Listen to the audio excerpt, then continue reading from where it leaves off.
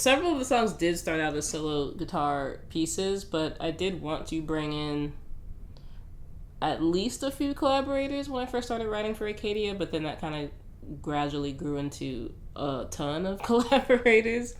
But yeah, it seemed like the pieces I was writing at the time, I guess this would be about 3-ish years ago at this point, they did start out as solo pieces, but it seemed like they needed something more, something else, some other kind of tones or textures that I couldn't do myself and partly didn't want to do myself.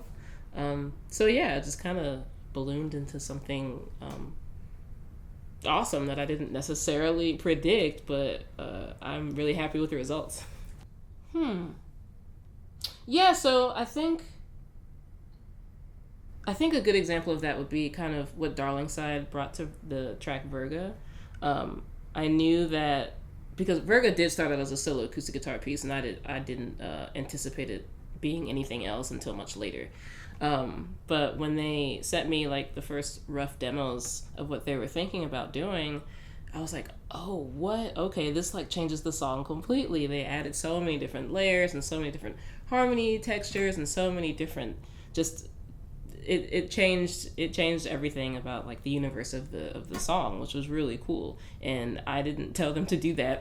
It's just like, you guys sound really great when you guys harmonize, so you guys can do that. But I did not anticipate what they brought to Vergo at all. So yeah, that was totally different than what I had planned. I don't want to say I planned anything, but you know.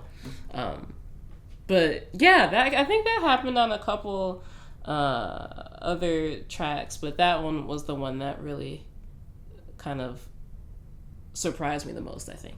Yeah, so Cliffwalk started, I think, well, yeah, so Cliffwalk, I wrote that in 2021, and I wrote part of it the night before I played Newport Folk Festival for the first time that year, and then I kind of improvised the rest of it on stage at Newport Folk Festival.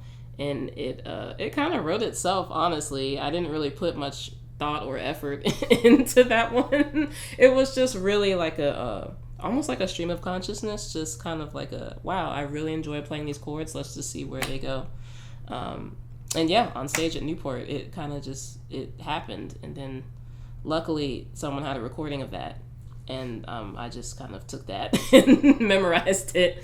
But yeah, Cliffwalk was really just probably one of the most improvisational songs I've ever I don't even want to say written, because it did kind of write itself, but I guess written. Hummingbird was written backstage before a show I had in Pittsburgh. I want to say maybe 2 years ago, a year ago. I really don't. Time is not relevant to me anymore. But yeah, that one started, it was kind of, I guess I kind of pieced it together. So essentially the chorus was done, and then it was not nearly as long as it is now. I mean, I think it's 6 minutes. It maybe started out as like a 3-minute track, and I just added to it slowly over time. And the techniques in that one, I guess, I don't know, they just kind of serve the composition. They're not really anything that I really think about. Like, for example, when I put the guitar on my lap in the middle of it, that's just so I can play that passage.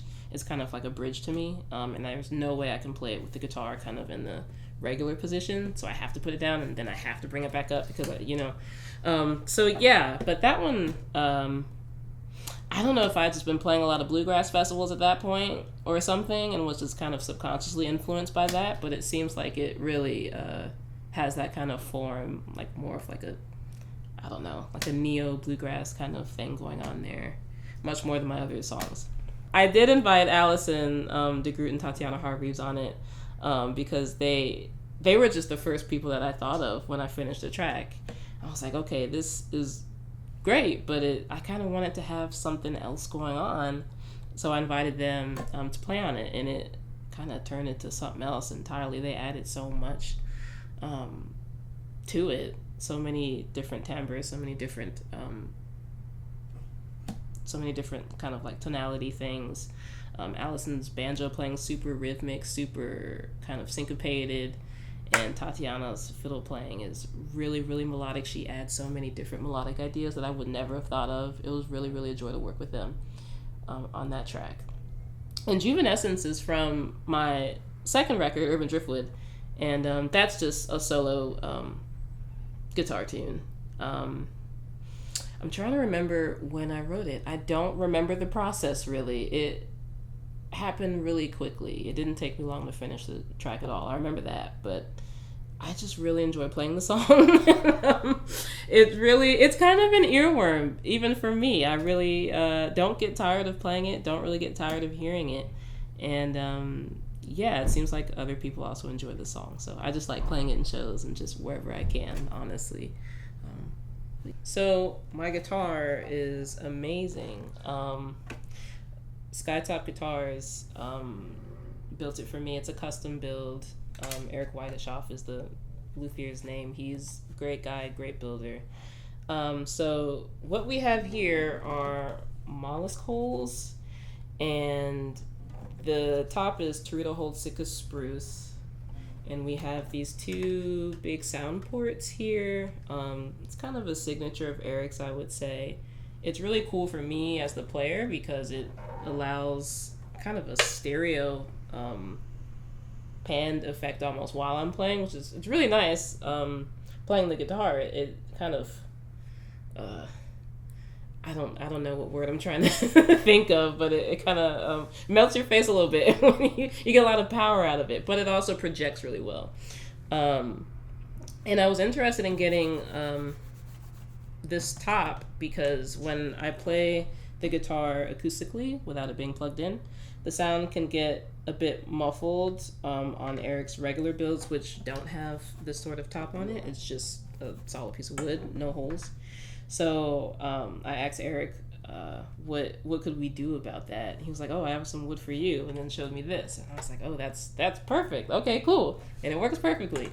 The back is spalted tamarind, which just looks amazing and kind of has reminds me of rosewood, which I really like the tone of rosewood. And yeah, it's my workhorse. It's my main guitar. I play it all the time. It's just an incredible instrument. It's really plays perfectly, and yeah, I wouldn't trade it for anything else. I'll never get rid of this.